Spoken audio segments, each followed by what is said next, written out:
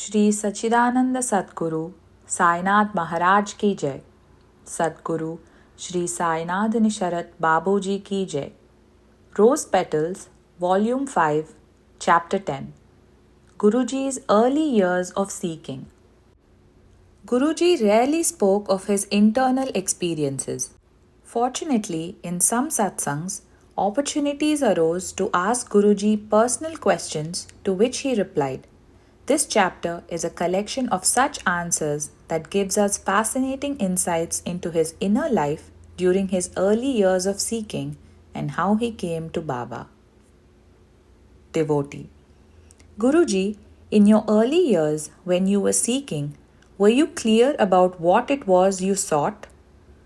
Guruji. Yes, I used to feel I lacked something, that something was missing. I had a sense of dissatisfaction, of frustration. I saw people trying to get happiness in different ways and they appeared to be fulfilled. So I too explored. Is it this pleasure? Is it that pleasure? But it definitely was none of those ways for me. There were different signposts. Sometimes it became clear what I was seeking, and then suddenly I realized it was not clear and I was confused again. Then the search would start again, and it seemed, oh, now I know it, it's very clear. And then, after some time, again there was no clarity. So you fail and then try again, fail and try again. Devotee.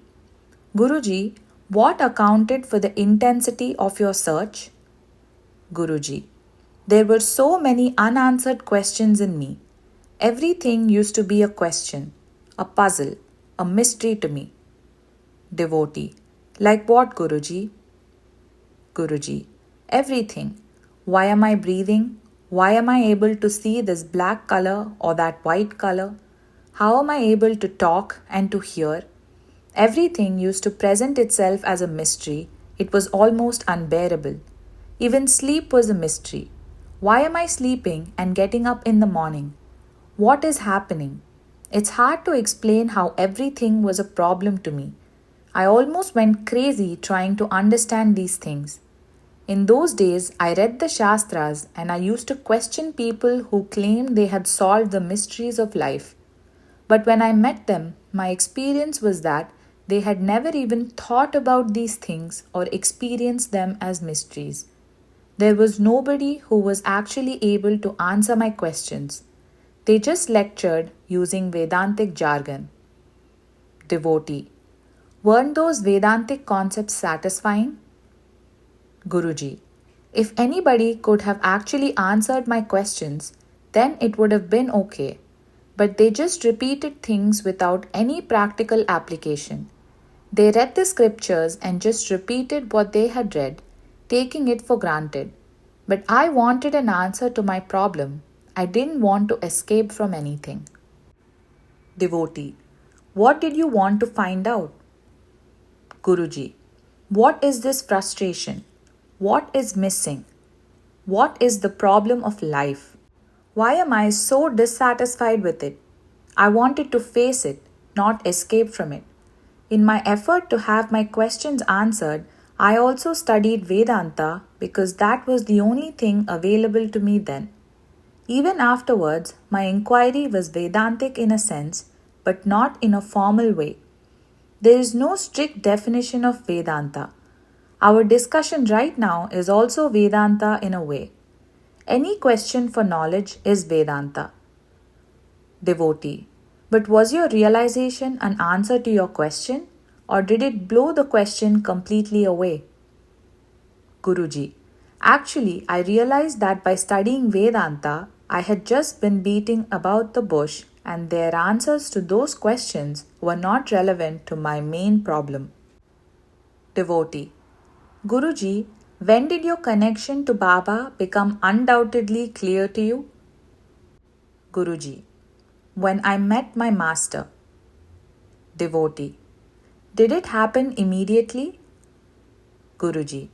It wasn't so immediate because by that time I had done so much reading, so much thinking, and I had collected so many concepts that these became an obstacle to readily accepting something new. I was not fresh when I met him. Devotee. When you felt the connection to Baba more strongly, did those concepts just go out the window? Guruji. Actually, my experience of Baba had nothing to do with concepts. It didn't happen on an intellectual level. It also became clear that it wasn't actually the answers to my questions that mattered. It was something else, the spirit behind it. I was so used to listening and reading these dry Vedantic concepts, but they just didn't speak to me. They said that Brahman is beyond intellect, beyond mind, it cannot be burnt by fire, it cannot be blown by the wind, it cannot become wet, you can't think of it, it's beyond your thought. It sounds wonderful. I used to think, if it's beyond our mind and thought, why do we talk about it? If it's so beyond everything, why think of it at all? Why do we need to bother about Brahman and why does he need to bother about us? Why do we have to bother him unnecessarily? Let God rest happily in his so called heaven. What about me? My problem. When I ask about my problem, you talk about God. I'm not concerned about him. What about me? First tell me that. They answered, because you don't realize who you are, you have a problem. Okay, I don't realize who I am, but my problem is not that I don't know who I am. I know who I am now. I don't have a doubt about it. It is my experience that I'm having this misery, this frustration. What about the solution to this problem? No. You should think that you are Brahman, you are Atman. He is not affected. How can I think that? Do you want me to hypnotize myself into thinking I am so and so? No, I'm not coming to you for hypnosis. Talk about reality. This is self hypnotism you are talking about. When one has a problem and thinks, I don't have a problem, I'm always blissful, I'm very happy, this is self hypnosis. With Master, it was different. He approached the whole process of questioning differently, and as far as I know, nobody else had approached it like that. He never dealt with me on a dry conceptual level. He brushed the concepts aside and made the whole inquiry fresh, going to the spirit of it and paring it down to brass tacks. It was a different approach which I liked. My search became enlivened because all the dead wood that had accumulated was removed and then seeking started afresh again. Devotee. Was your master a devotee of Sai Baba? Guruji. Yes, he was a Sai devotee. Devotee. For someone to have you as a devotee, he must have been of an incredible caliber. Guruji. He is. He was of incredible caliber. He was a great man. He is my guru and I am proud of it. Devotee. You use the present tense then, Guruji. You said, he is my guru. Guruji. Yes, he is my guru. He was my guru. He is my guru. He will be my guru. Devotee. Your Sadguru? Guruji. I don't feel there's a difference. It was Sai Baba who came in his form and then taught me what was needed. I came to Master in a state of intense questioning. What I experienced was not the result of having my questions answered, but because something else happened. One day when I was sitting and talking with him, I kept looking at Baba's photo which was there beside him. I was talking to Master, but I kept looking at the photo. Then something happened.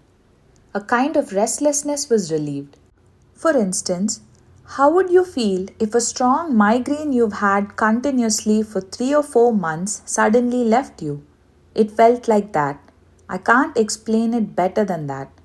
I don't know what happened, but I thought my relief must be because of Baba's picture, so I wanted to gaze at him more and more. I didn't know anything about Baba at that time, but something was so attractive about him, that even while talking and arguing with Master, my mind was on Baba. My mind was becoming more and more empty. It was as if someone else was arguing while my mind, my complete attention was on Baba and I was observing the whole dialogue. Devotee, but you still had the capacity to carry on the argument. Guruji, yes, the argument was going on and I was wondering how I was arguing. The argument was good and my master was enthusiastic because he had never faced such an opponent. He would encourage me saying, "Come on, come on, come on."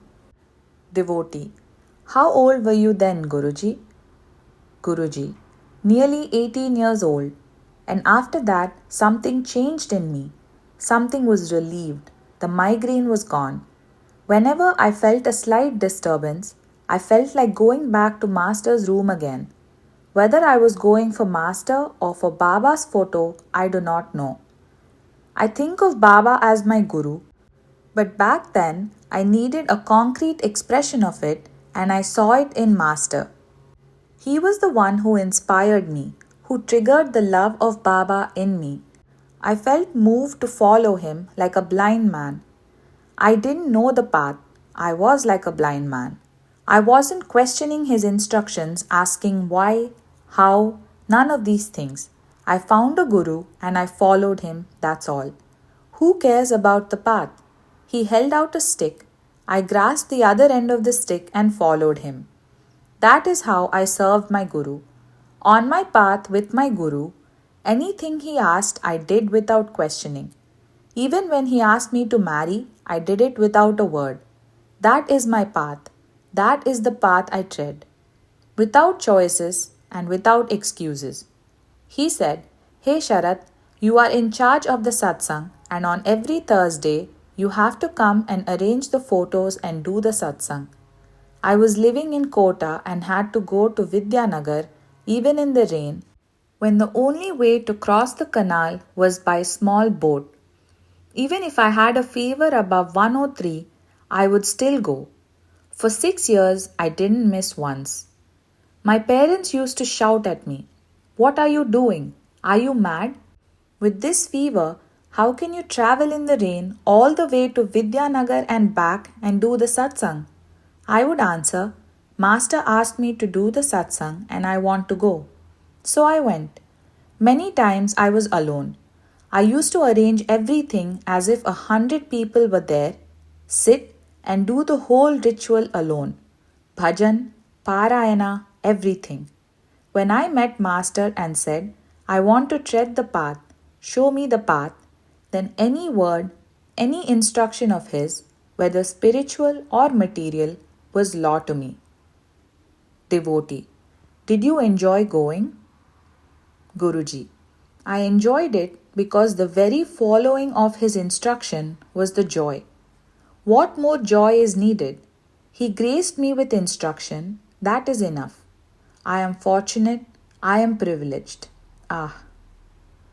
Devotee, that shows incredible maturity. Guruji, I don't know whether it shows maturity or stupidity. I followed the principle. It's not the person, it's the principle.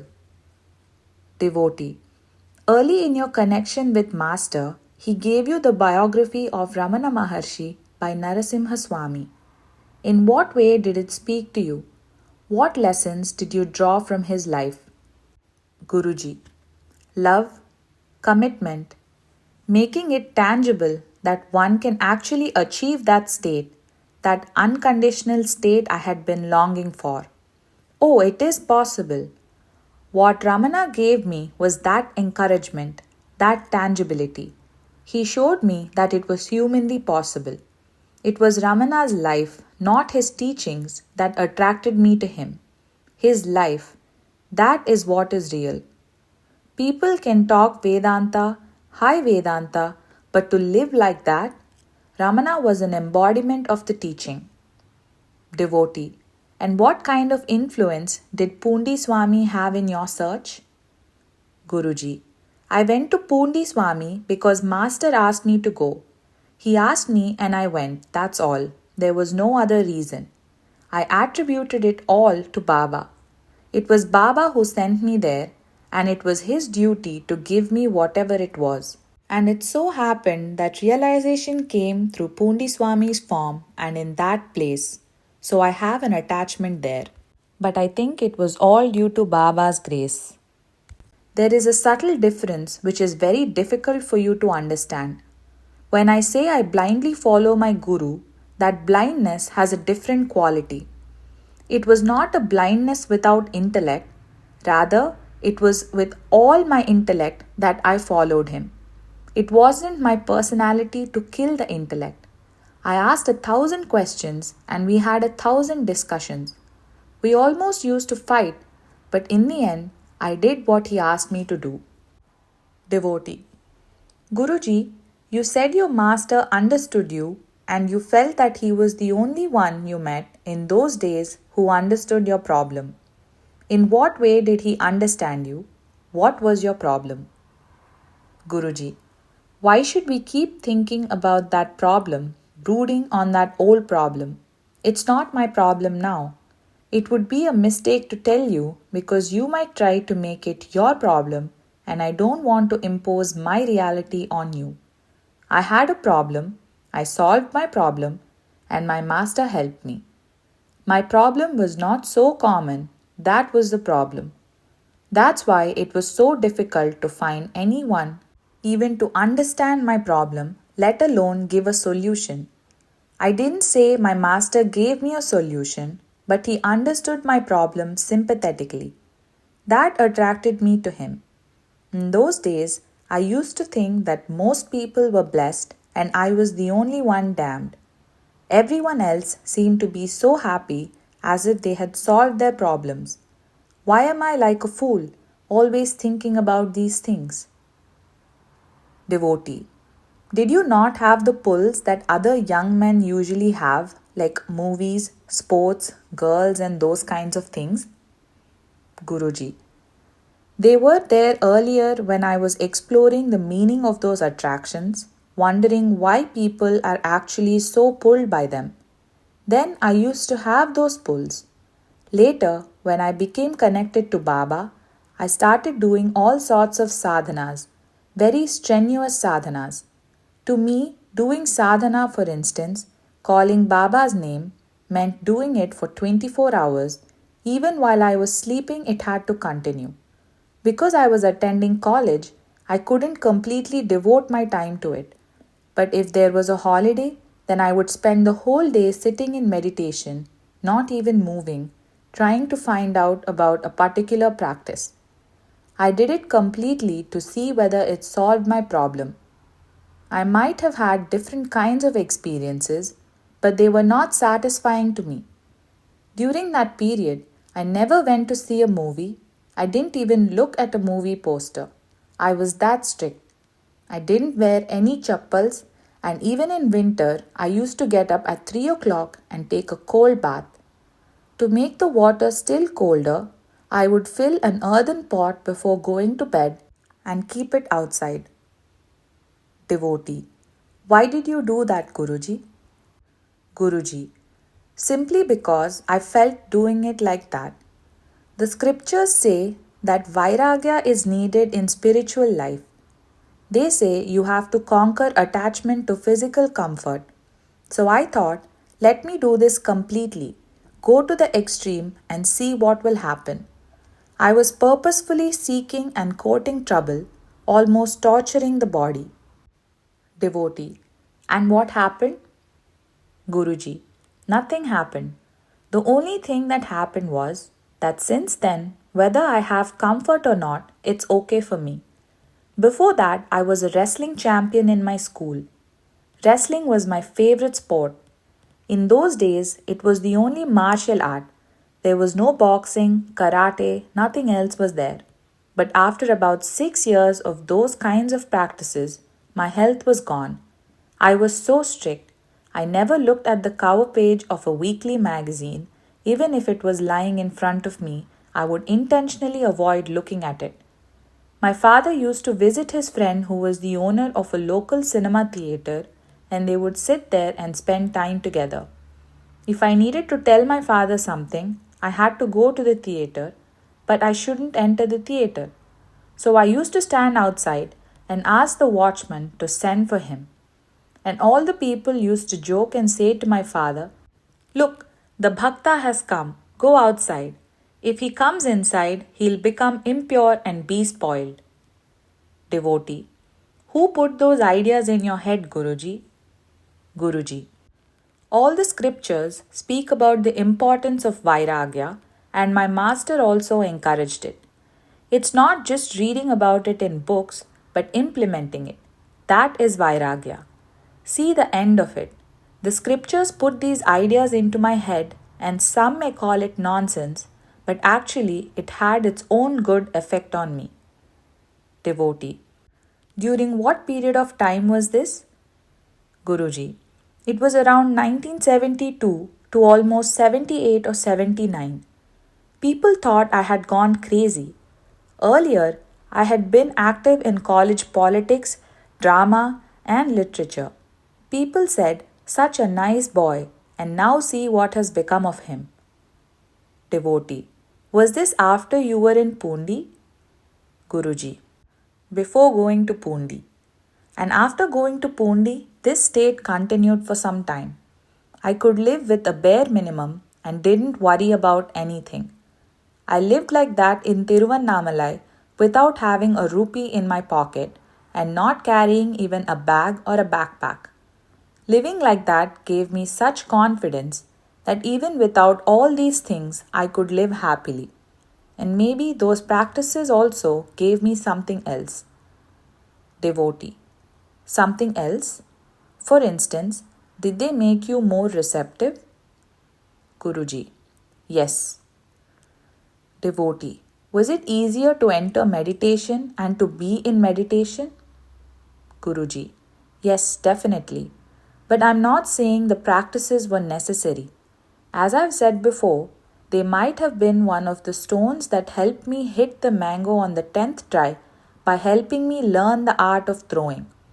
I did all these things, mantra, tantra, japa, and all kinds of meditative techniques, but I found something else.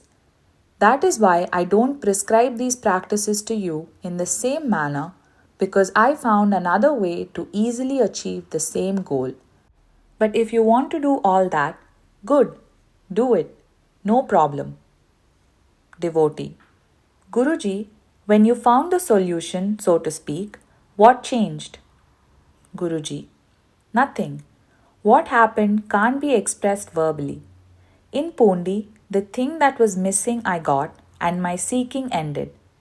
Not that something happened. What happened was this, and it was enough. My problem was solved, and since then there has been no more seeking. The struggle was over. That sense of lack and frustration was no longer there. I think that is enough description. Devotee: Can you say what makes you a devotee of Sai Baba? What drew you to Sai Baba? Guruji: He is the concretization of my abstract sense of fulfillment. If I love Baba and Baba is my Sadguru, then he is my savior. In fact, I never thought of him like this. I'm only using these words in order to make you understand. All these concepts were not there for me. Simply, I like to see his form of bliss. That's all. It gave me happiness. Why, I do not know. I was so happy. Devotee: Was it his image, the way he looked, or the story of his life? Guruji: The peculiarity about Sai Baba is that the more deeply you dive into his life, the more the person vanishes. Something else emerges. It's not even his teaching, but something that was before so abstract in you now starts taking a shape, a concrete shape, because every aspect of Baba's life was an expression of his state. People can say, all is Brahman, everyone is Brahman. But these are only words. Baba actually demonstrated it. Immediately you can see that state in him. But it started with the person, with the form, with his life. Yes, and even now I am interested in his form and his life. Devotee. So it started with his form, Guruji, and it ends with his form too. In fact, there is no end or beginning to it. It's not that I have crossed a point and now have given up his form. There is no difference between the form and the state because it is the form which expresses the state. To me, there is no difference. Form and state are so perfectly fused in Baba. He had no teaching we can point to and say, this is his teaching. Yet he taught. There is so much we can learn, so much we can enjoy, so much we can experience and love in Baba. Shri Sachidananda Sadguru Sainath Maharaj ki Jai. Sadguru Shri Sainath Nisharat Babuji ki Jai.